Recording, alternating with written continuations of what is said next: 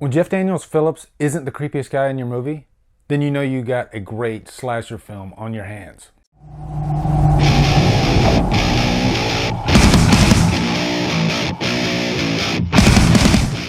The Ice Cream Truck stars Deanna Russo, Emil Johnson, and is directed by Megan Freels Johnston.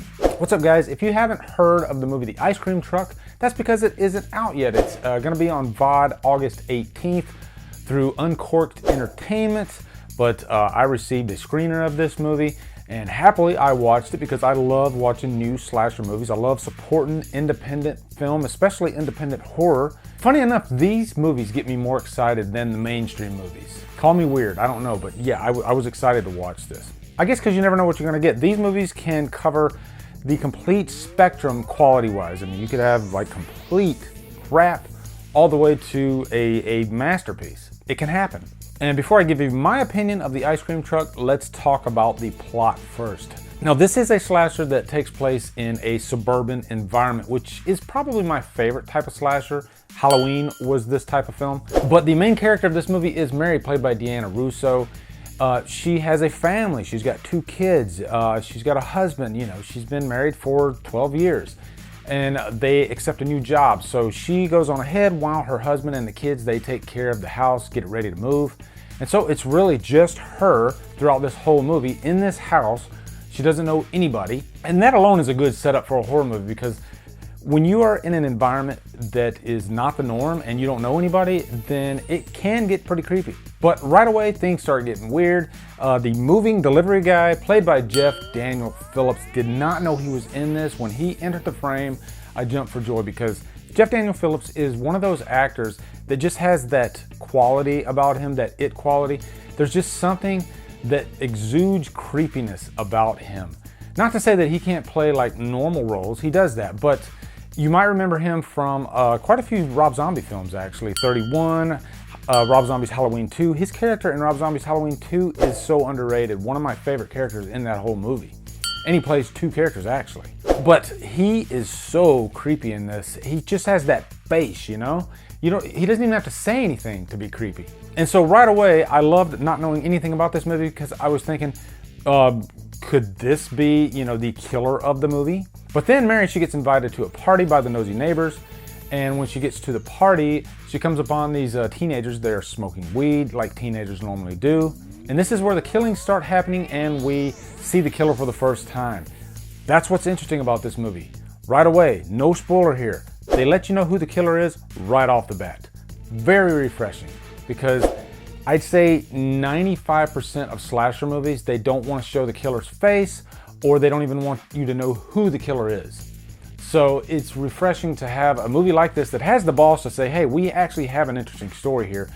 We'll go ahead and show you the killer, and you're still gonna like it. Okay, guys, let me get this out of the way before I go into the pros.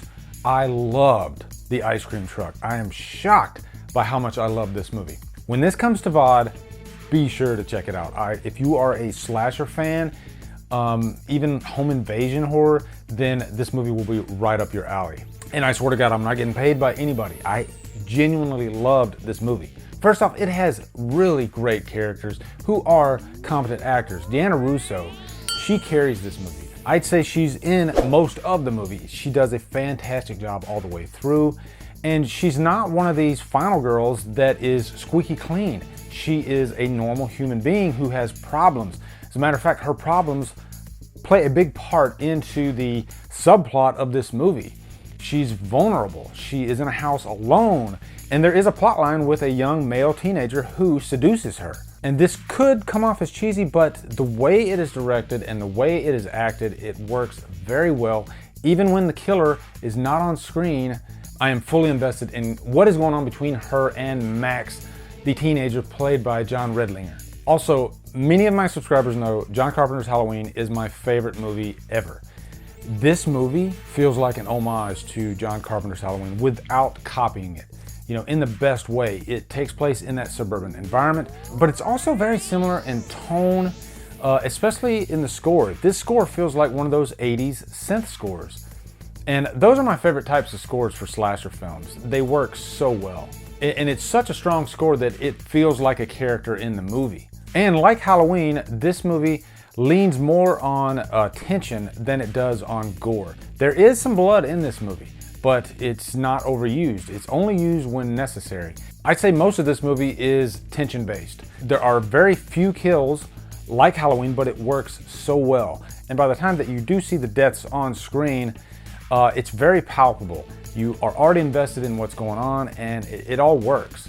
And then that leads me to the killer in this movie. Like I said, they show the guy early on in the movie. Emil Johnson plays the ice cream man. He does such a great job. The guy just exudes creepiness.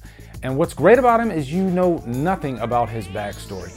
You can form your own opinions about why he does what he does if you do the math, I guess you could say. But outside of that, you know nothing. And I love that. And this is the first time I've ever seen anybody be killed by an ice cream scooper on screen. If it's happened before, let me know in the comments, but this is the only time I've ever seen it, and it's done very well, actually. But I can't leave the cons without giving high props to Megan Freels Johnston, the director of this film. And plus, I love seeing female directors in horror. It seems like most of the time, directing is a male-dominated occupation. So it's such a nice thing when you see female directors, because there's so many great ones out there, and Megan Freels Johnston does such a fantastic job directing this movie. It's not directed, I guess you could say, safe. You can tell that she had a vision that she wanted to drive in this movie, and it worked so well. As far as any cons for this movie, without giving anything away, I would say the ending, some might find a bit cliche.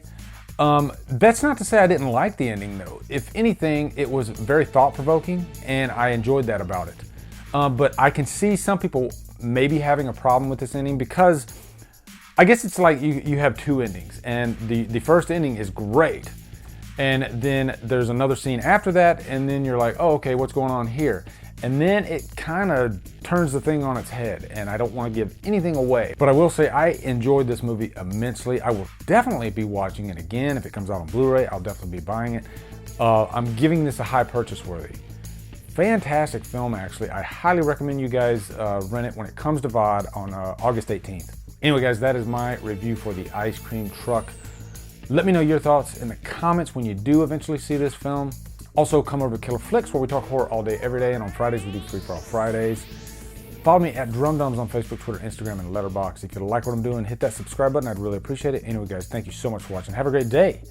Drumdum out.